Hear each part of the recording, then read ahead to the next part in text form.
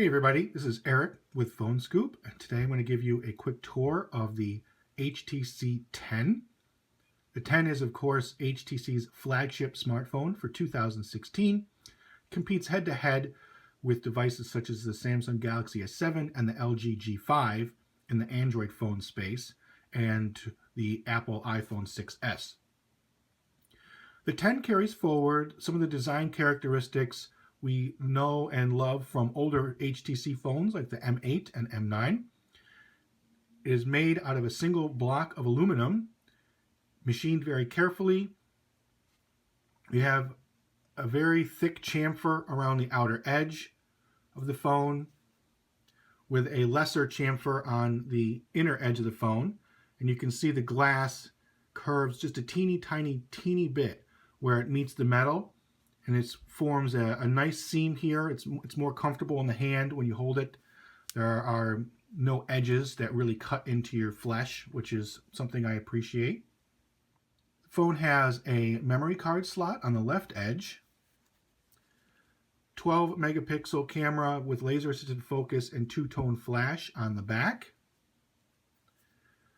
We have a power key here as well as a volume toggle and tray for the SIM card. These buttons feel great and work great. They're very nice. HTC did a very good job with those buttons. On the bottom, we have a USB-C connector, speakerphone, and a microphone. And on top, we have the 3.5mm headset jack. You can see it's embedded in this plastic strip. This plastic strip is where some of the radios are located.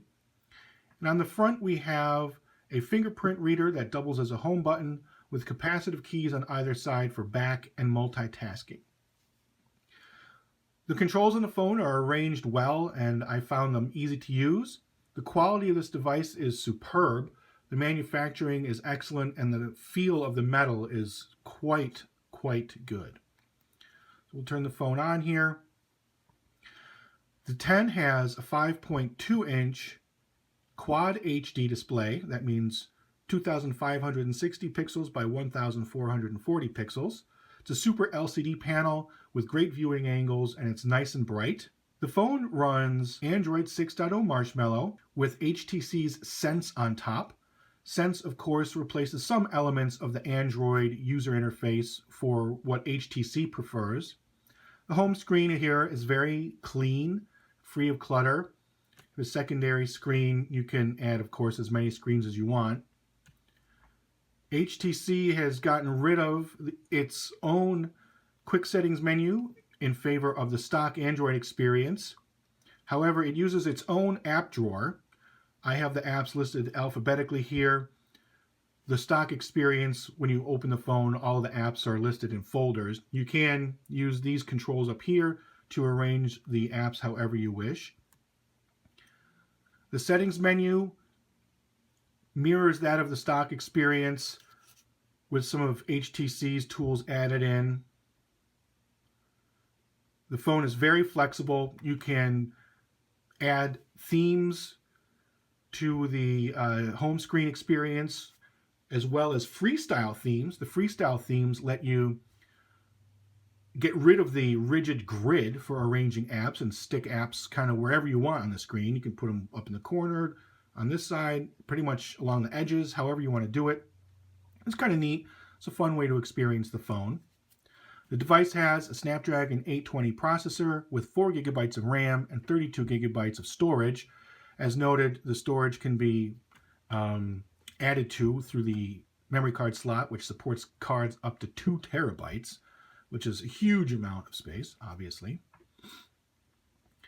The most significant app on the phone is the camera, which has been dramatically simplified compared to past versions of the HTC camera.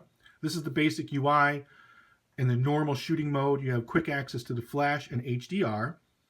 User-facing camera is here. You've got separate shutter buttons. The gallery is there. And if you want to make any tweaks to the way the camera works, slide out this little drawer. You can select from several different picture shooting modes, several different video shooting modes, and several selfie shooting modes. The settings are here and allow you to adjust several behaviors. The Pro mode Changes the camera UI a bit, and you can see we've got extra controls down here along the bottom for white balance, exposure, ISO, and focus. Those controls are more for people who understand how photography really works and want to do more creative things. One neat benefit is you can shoot in RAW if you wish when in Pro mode. So that's the camera, which we like. It works quickly, produces very good images. I'd say the pictures are on par with those available from the G5, if not even better than the G5, though the Galaxy S7 still takes better pictures. The phone is being sold by Sprint, T-Mobile, and Verizon in the United States. Those carriers haven't announced pricing or availability, but you can expect it to be available around early May for $25 a month. This happens to be the unlocked model, which supports AT&T and T-Mobile LTE. The unlocked model will have less bloatware than the carrier-branded models, and obviously gives people a little bit more flexibility with changing carriers as they may need to with the SIM card. The phone is expensive. It costs $699, and HTC is offering a discount of $100 if you buy the phone in the next couple of weeks. There's a promo code available online to get that $100 discount. So that's a quick look at the HTC 10. We think the 10 is one of the best Android smartphones available. I think it's a step above the LG G5, and it's more comparable to the Galaxy S7. So there it is, the HTC 10.